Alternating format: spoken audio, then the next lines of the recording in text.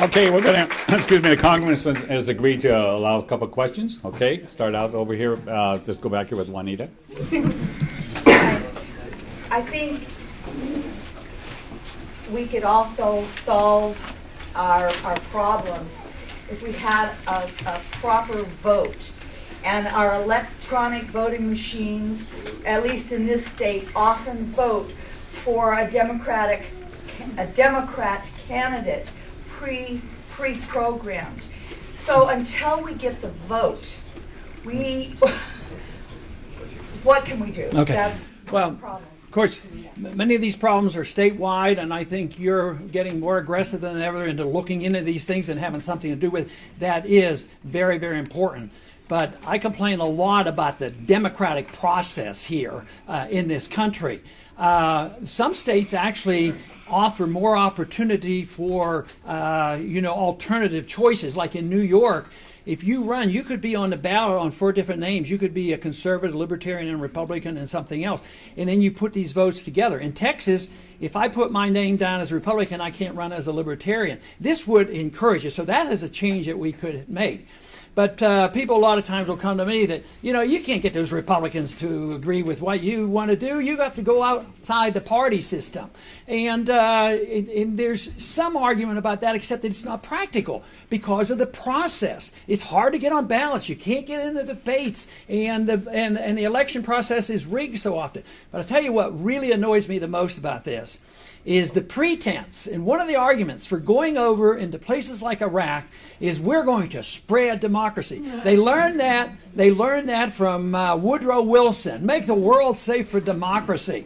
And yet we still do this. And so we go over there, we demand and kill people over the idea that we are going to impose on you the democratic system. Then they have an election. We don't like their election. We won't even support the person that was elected. At the same time, we're here at home and we have a struggle. I say we need to clean up our mess here and clean up the electoral process here and not over there. Yeah, okay, here we go. Hi, my name's Jim Bryant. When you get elected president, what's the first thing you're going to do in office?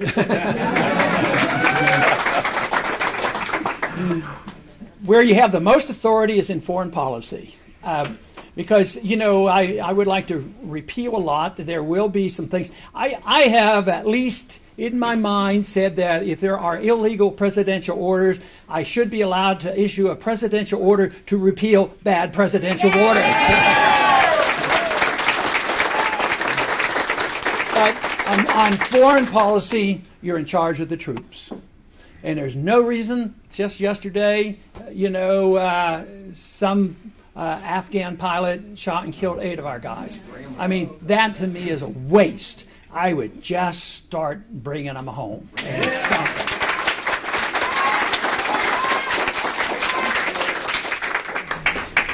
What do you see happening practically with healthcare policy in like the next 5 years? Next 5 years?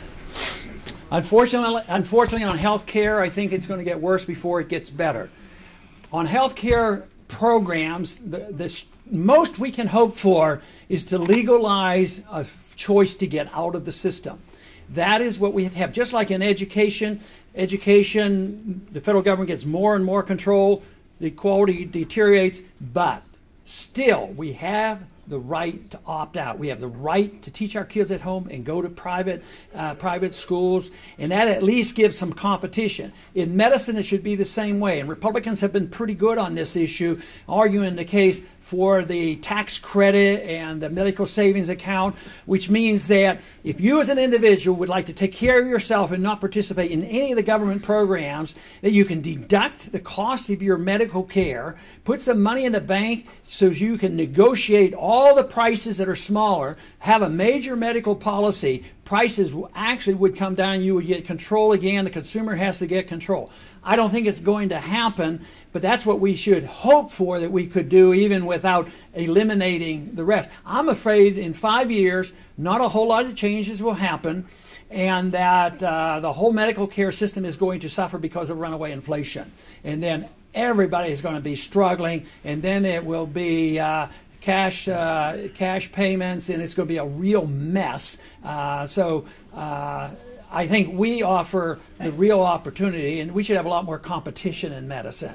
And this whole idea of holistic medicine being denied and you can't participate in the vitamin industry controlled by the drug companies. I think there's way too much licensures in medicine. People should be able to pick and choose where they get their medicine, and prices would come down.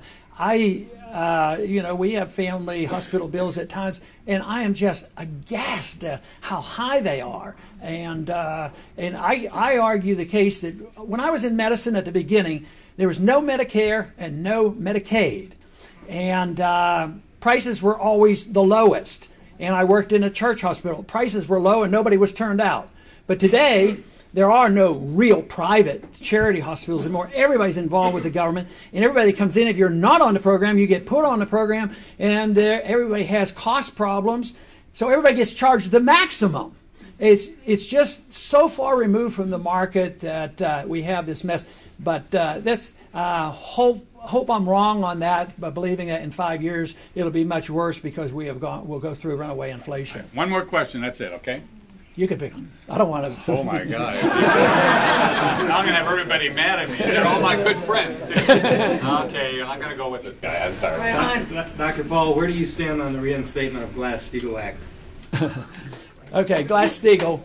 Glass-Steagall is the one that prevented the banks from getting involved in investments. It's very interesting because, you know, most people see problems with that because the banks did too much and then they got the bailout. But when they backed off and repealed Glass-Steagall, I voted against it. And you say, well, why? Why would you do that? Isn't the market say that banks should do anything they want and they should invest in, have their own investments and all? But we don't have free market banking, and the insurance is the taxpayer, and I saw that as allowing banks to be irresponsible, backed up by the taxpayers, and that's exactly what happened. But if you had free markets and sound money, you wouldn't have restraints. There wouldn't be the lender of last resort, there wouldn't be fractional reserve banking, there wouldn't be the FDIC, and it would hold restraints on the bank. So no, in free market banking, the banks would be allowed to do this, so that would mean I would not have a Glass-Steagall. But it's interesting that I'm not for the Glass-Steagall, but voted against it because I didn't want to put the burden on the taxpayer, which has actually happened, you know, just recently. Anyway, thank you very much, and I was glad to be here. I've got to take off. Oh, thank you. For 1 second. I just want to say closing comment. 1 second. This is fantastic, isn't it? Just before the congressman leaves. Before the congressman leaves, I just want everybody to know, now you're all standing up, I am wearing an Adam Smith tie. Adam Smith wrote a book called The Wealth of Nations, which is all about human freedom, the invisible hand, okay? And the great thing I'm hearing about Congressman Ron Paul is he reminds me of another old hero of mine. He's not old, but my old hero was Barry Goldwater. Yeah. The longer Barry Goldwater stuck around and gave his vision, everybody said, you know, he was right after all. Well, we're hearing that from Congressman Ron Paul as well. And by the way, your son is doing a great job as U.S. Senator in Kentucky as far as this goes. Thank you so much for coming.